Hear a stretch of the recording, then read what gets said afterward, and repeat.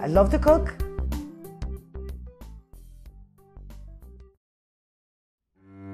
I need my stuff the way I need it to work with. I can't just work for the camera. I have to work for my cookies too. Yeah. Okay. No, I'm just teasing you about the things. All right, let's go. Oh gosh, this is funny. Every year, as far as I can remember, that my kids could talk and reason, they've been telling me, tell me when you're making the cookies for Christmas, I'll be there. Where are they? Year after year after year. Chefs are kind of temperamental. Yes, I can too. see that.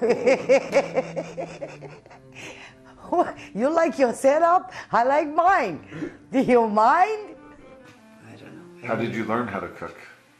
Well, I was always passionate. Ever since I was a little girl, I was always around my mother, my hands.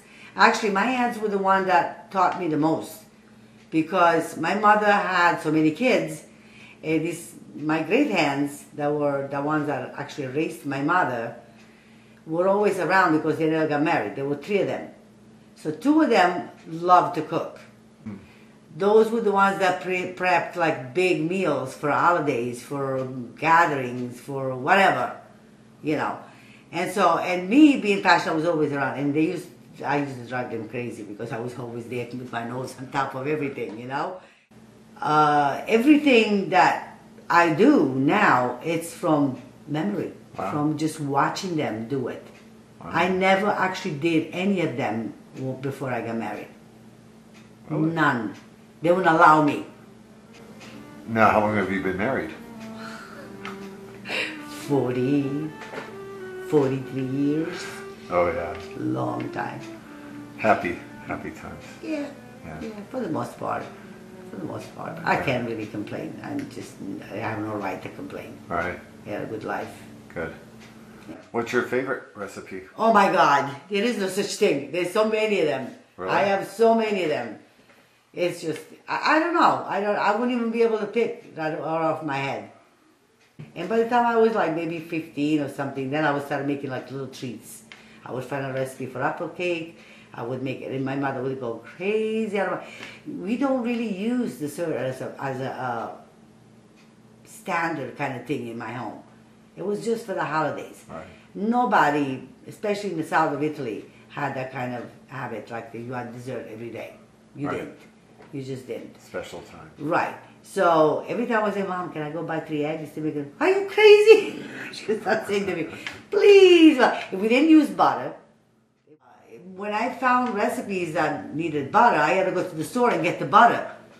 And my mother was like, you're crazy, we don't use that. It's just enough to make the cake, you know, just enough. Oh my God. But then my father would come home one night and I would, you know, make tea and just like, that's how bad I was.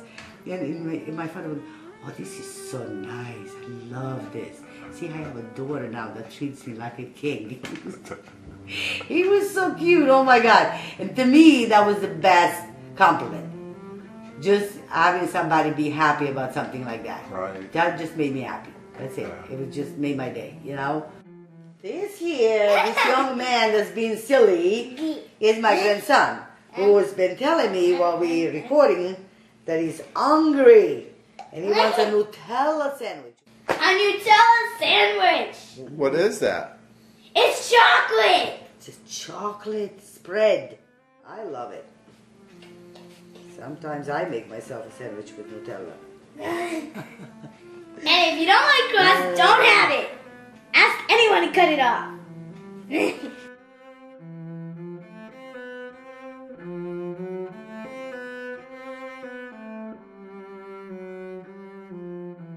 Bolognese sauce, as by the name alone, it tells you that's not from our region, that's from Bologna, which is north, way north of Italy.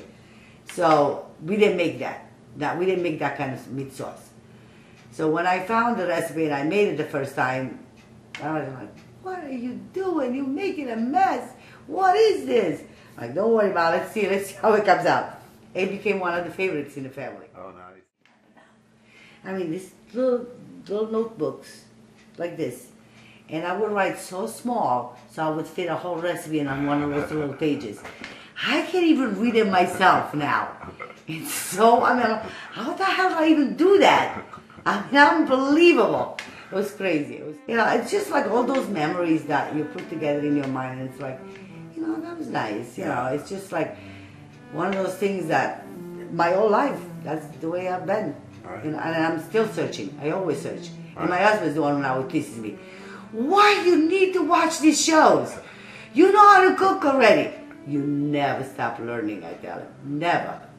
But of course, for him, whatever, like 10, 15 dishes that his mother used to cook, that'll be enough for him for the rest of his life. Of course. And I had to go and find him. You tell me how that happened. Don't burn yourself. Come here.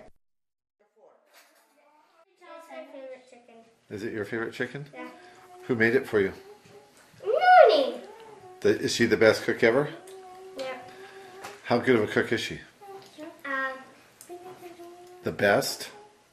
Yeah. Better than your mom? Don't answer that. Yeah, she is the better. To this day, the other day, Julie was with me when we did one of them. They look like little raviolis and they're almond paste inside. So she happened to be here and she watched me. Well, let me do it because you never let me do it. Fine, go ahead and do it. I mean, you should see the shape of those things, but that was fine. At least she tried. At least she tried. She was with me for about an hour and then she... Especially some recipes, you can read it from the book if you know a little bit about cooking and you'll be fine repeating them. Some things you actually have to watch somebody do it. Right. If you don't, you'll never have any idea what it involves.